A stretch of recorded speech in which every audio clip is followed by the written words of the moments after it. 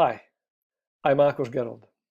I have been teaching business English for 13 years, and in the last 4 years I have been working as a business communication consultant in Brazil and Europe. And I'll be talking about what business English is. One possible answer to this question is that business English is communication in English in work-related contexts. What are work-related contexts, you may ask? They are all the different situations in which business activities are conducted, and they include, for example, buying and selling, in other words, commerce. They include providing goods and services, finance, manufacturing, industry, project management, and many other fields that are in any way related to business in the broadest sense. In these different contexts, people find themselves in different situations in which they have to communicate. And the communication can include negotiating, giving presentations, writing emails, chairing and taking part in conference calls and meetings, writing reports, making small talk, networking, etc. When we communicate in English in these different work-related contexts, typically we need three things. The first one is very general, non-field specific language, which we use in everyday communication anyway. This includes function words like prepositions, auxiliaries, pronouns, but also general words such as adjectives like big or small, verbs such as increase and quantify, adverbs such as effectively and immediately, and nouns like time and deadline. These are the words, constructions, and the grammar that are taught in general English courses too. The second thing we need to communicate in English for work is field-specific vocabulary. This is what we often call jargon, that is, expressions typically used by people belonging to a specific profession, but not by outsiders. Engineers use their own engineering terms that are often difficult to understand for non-engineers. Salespeople use their own terms, and so on. So, for example, the meaning of the word sprint as used in the IT world in the Scrum methodology is a usually 2-week-long period in which a functionality or part of a functionality of a program or application is developed. At the end, there is a reflection process on what went well, what went less well, and then the development process continues in the next sprint. So programs are developed in several such iterations, several such sprints. So as you can see, the meaning of the word sprint is totally different in the IT world in this sense than the regular meaning that we are familiar with. This field-specific vocabulary is something we may not be actually very familiar with from our own language either. And general English courses don't cover these terms. Business English teachers cannot be expected to know all the field-specific vocabulary for every possible field. They have to learn more about their learners' work to be able to understand the concepts behind the terms and to learn the terms as well. Sometimes, though, business English learners will be familiar with their field-specific terminology and will help the business English teacher with it. And the last thing that we need to communicate in work-related contexts is business communication skills. These are the negotiation skills, the presentation skills, the meeting skills, and so on. If a teacher doesn't have a business background, in which these are often learned through training or just sheer exposure, then they often aren't familiar with these skills.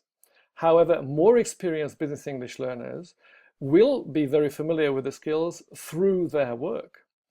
They just don't know how to perform these skills in English. In other words, they need help with the language, but not necessarily with the skill.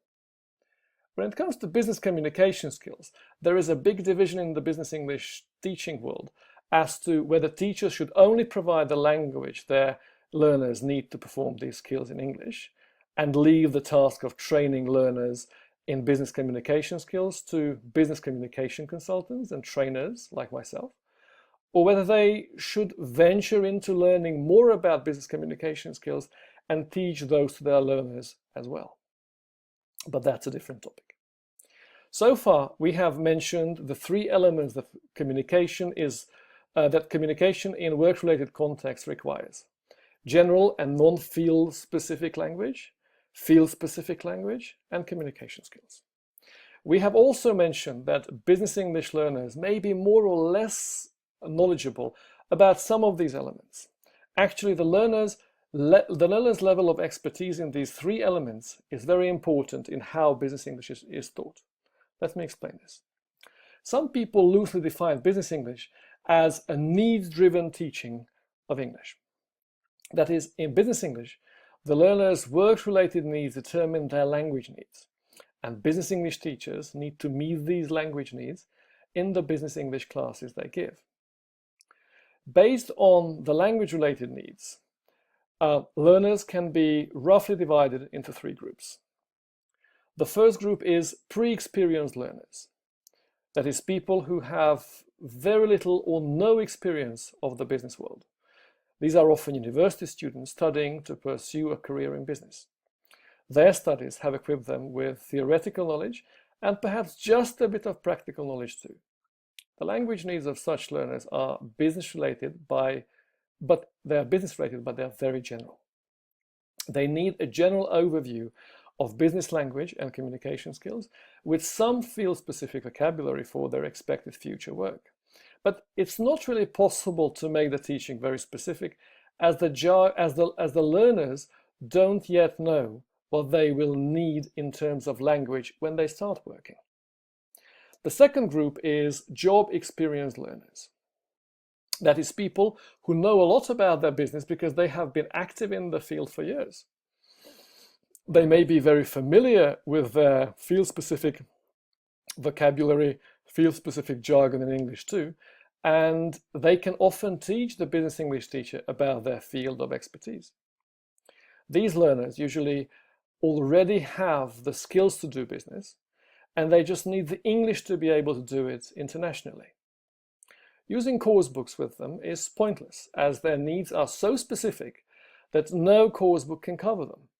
As a teacher, you wish to use these learners as resources to tailor language training for their very specific needs. Teachers often learn a lot from these learners in the process of teaching them. The third and last group is general business experienced learners, who are somewhere between the two previous groups, both in terms of business experience and in terms of language needs. So let me round up this overview of what business English is with an analogy taken from a world of manufacturing. The analogy, I think, comes from Mark Powell. In manufacturing, there is just-in-case production, which means that a manufacturer produces goods in quantities that don't necessarily have a buyer when they are made. But the manufacturer makes and keeps them to have them just in case. That's when they are needed. I mean, just in case for the situations when they are needed. This is like teaching general English and pre-experienced learners. The teacher doesn't know what the learner's needs will be and tries to have them prepared for situations that they might encounter. The other type of manufacturing is just-in-time production, which means that the manufacturer produces goods to the buyer's specifications and to their needs.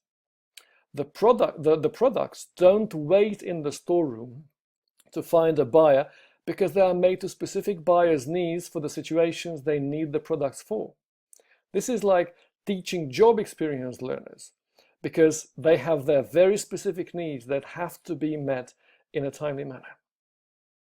So to sum it up, business English is about meeting the learner's work-related needs and equipping them for communicating in work-related contexts.